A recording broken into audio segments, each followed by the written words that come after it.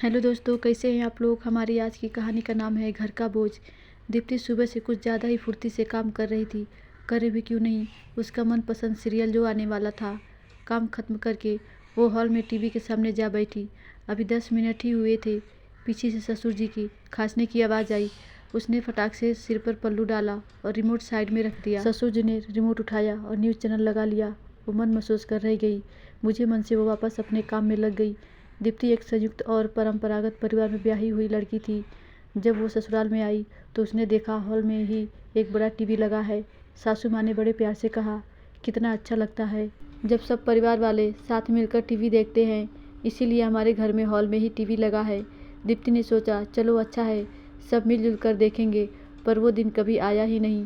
वो और उसकी जेठानी के आते ही सासू माँ ने रिटायरमेंट की घोषणा कर दी। रसोई की जिम्मेदारी उनके माथे पर डाल दी। अब तो टीवी ही उनका साथी था। दीप्ति का बहुत मन होता, पर सासू जी का दिल तो सास बहू के सीरियल पर ही अटका रहता। दीप्ति को अपने कॉलेज के दिन याद आते, जब वो लोग रेडीज के ऑडिशन की चर्चा करते या नए रियलिटी शो के बारे में गॉसिप कर रहे होते। विराट का नया लुक, रणवीर की नई पिक्चर उनकी बातों में शुमार होते। आखिर एक दिन उसकी जेठानी ने अपने पति देव को कहकर एक टीवी मंगवा ही लिया। टीवी आते ही महाभारत का लाइव टेलीकास्ट दीप्ति को देखने को मिला। सब अपने अपने कमरे में घुसे रहेंगे। परिवार में जब टीवी आता है, परिवार बढ़ जाता है।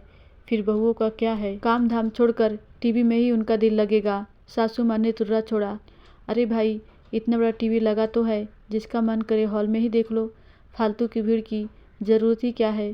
ससुर जी ने दूसरा तीर छोड़ा। अगले ही दिन वो टीवी सासू माँ ने ये कहते हुए दीप्ति की नंद के यहाँ भिजवा दिया। बेचारी ऋचा पूरे दिन अकेली रहती है। उसकी सास को किट्टी पार्टी से ही फुर्सत नहीं मिलती। कमरे में आराम से बैठकर टीवी तो देखेगी। और नया टीवी ऋचा दीदी के घर चला गया।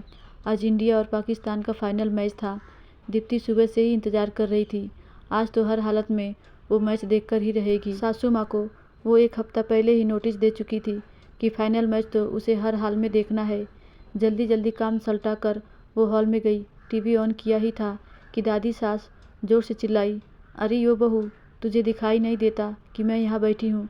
मेरी आंखों का ऑपरेशन हुआ है और तुझे टीवी की पड़ी है। हे भगवान, ये आजकल की बहुओं में संस्कार ही नहीं है। दीप्ति की आंखों में आंसू ही आ गए। वो अपने कमरे में गई और बीते दिनों को याद करने लगी। कैसे जब मैच होता था, उसके मायके में सारा परिवार, यहाँ तक कि पड़ोसी भी उसके घर इकट्ठे होते। हर चौके छक्के पर जो धमाल मचता वो देखने लायक होता। दीप्ति सोचती, ये आज़ादी है, कैसी आज़ादी, कौन सी आज़ादी, कहाँ की आज़ादी, जहाँ एक बहू को घर में इसलिए लाया जाता है जैसे उस पर एक बहुत बड़ा एहसान कर रहे हो। अब ये घर तुम्हारा है बहू, तुम देखो, जिम्मेदारी के नाम पर पूरे घर का बोझ उस पर डाल दिया जाता है। वो सबसे आखिर में सोती है, आखिर में खाना खाती है, सबसे पहले उठती है। पूरे दिन चक्कर बनी इधर से उधर घूमती रहती है। बदले में उसे क्या मिलता है, क्या होता है उसके पास अपना कहने को। सब कुछ देकर भी वो बाहर वाली होने का तमगा लिए घूमती है। कभी कर सकी है वो अपने मन का। धन्यवाद दोस्तों, आशा करती हूँ ये कहानी आपको ज़रूर अच्छी लगी होगी।